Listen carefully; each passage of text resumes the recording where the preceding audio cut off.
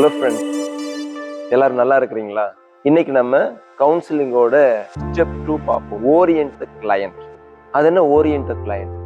வேற ஒன்றும் இல்லை. புதுசா ஒரு கிளையண்ட் நம்ம கவுன்சிலர் முன்னாடி வந்து நிற்கிறாங்க அப்படின்னு சொன்னோன்னா அவங்களுக்கு கவுன்சிலிங் பத்தி எதுவுமே தெரியாது.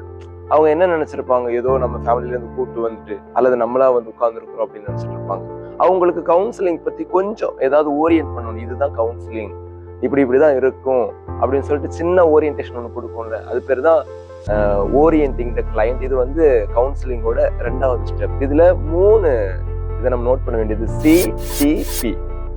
C அப்படின்னா கான்ஃபிடென்ஷியாலிட்டி, T அப்படின்னா டைம் லிமிட், P அப்படின்னா ப்ரீவியஸ் இன்டர்வென்ஷன்ஸ்.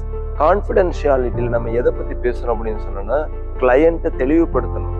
2 வகையான சீக்ரெட் இருக்குதுன்னு சொல்லுவாங்க. ஒன்று வந்து கன்ஃபெஷனல் சீக்ரெட், அடுத்து வந்து ப்ரொஃபஷனல் சீக்ரெட். இது வந்து ப்ரொஃபஷனல் சீக்ரெட்ல வரக்கூடியது. எந்த காரணம் கொண்டும் கிளையண்ட் சொல்றத கவுன்சிலர் வந்து வெளியில சொல்றதோ இல்லை டிஸ்கஸ் பண்றதோ கூடாது. அதை நம்ம கிளையண்ட்டை சொல்லி தெளிவுபடுத்தணும்.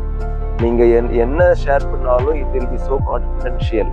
இது ரொம்ப நம்பிக்கைத்தன்மையா நம்பகத்தன்மையா இருக்குது. நாங்கள் வெளியில யார்கிட்டையும் சொல்ல மாட்டோம், யார் எந்த சுச்சுவேஷன்ல வந்து கேட்டாலும் சொல்ல மாட்டோம்னு அவங்கள்ட்ட தெளிவுபடுத்தணும். அப்பதான் அவங்க கம்ஃபர்டபுளா ஃபீல் பண்ணுவாங்க நம்மகிட்ட ஷேர் பண்றது. 2வது வந்து தொடக்கத்திலேயே டைம் லிமிட் சொல்லிடணும். அதாவது 45 மினிட்ஸ். யூஸ்வலா கவுன்சிலிங் செஷன் எப்படி இருக்கும் அப்படின்னு சொன்னா 50 மினிட்ஸ் இருக்கும். அவங்ககிட்ட முதல்ல சொல்லிடணும் 45 மினிட்ஸ் 45 நிமிஷம் நம்ம இப்ப பேச போறோம் அப்படின்னு சொல்லிடணும். அதுக்கப்புறம் ப்ரீவியஸ் இன்டர்வென்ஷன்ஸ் எதுவும் இருக்குதான்னு சொல்லி கிளையண்ட் கேட்டுக்கணும். ஏன் அப்படின்னு சொன்னா ப்ரீவியஸ் இன்டர்வென்ஷன் அப்படின்னு சொன்னா ஏற்கனவே அவங்க கவுன்சிலிங் போயிருக்கிறாங்களா, எதுவும் மெடிகேஷன்ஸ் எடுத்துட்டு இருக்கிறாங்களா, அதாவது பிசிக்கல் மெடிகேஷன் கிடையாது, சைக்காட்ரிக் மெடிகேஷன்.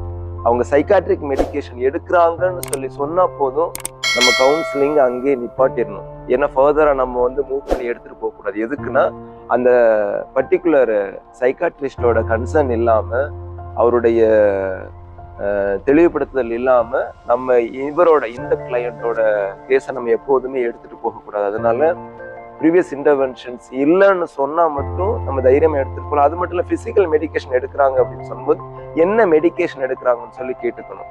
அது ஒன்றும் இந்த கவுன்சிலிங் செஷனுக்கு பெருசா பங்கம் அல்லது பாதகம் விளைவிக்காது. ஆனா சைக்காட்ரிக் மெடிகேஷன் எடுக்கிறாங்க அப்படின்னு சொன்னா அங்கேயே ஸ்டாப் பண்ணிடணும். No more further details and all will stop then and there. அதுக்கப்புறம் சைக்காட்ரிஸ்ட் அந்த ப்ராப்பர் சைக்காட்ரிஸ்டோட கன்சர்னை வச்சு தான் நம்ம போக முடியும். இந்த 3ஐ நம்ம தெளிவுபடுத்திட்டோம்னு வைங்களேன், அதுக்கப்புறம் அடுத்த ஸ்டெப்புக்குள்ள நம்ம போயிடலாம். ஸோ இப்போ நம்ம ஓரியன்ட் கிளையண்ட் எப்படி பண்ணணும்னு சொல்லி கற்றுக்கிட்டோம். CTP கான்ஃபிடென்ஷியாலிட்டி, டைம் லிமிட், தென் ப்ரீவியஸ் இன்டர்வென்ஷன். இன்னைக்குள்ள செஷன் உங்களுக்கு நல்லா யூஸ்ஃபுல்லாக இருக்கும் நான் நம்புறேன். நம்ம அடுத்த செஷன்ல சந்திப்போம். தேங்க்யூ.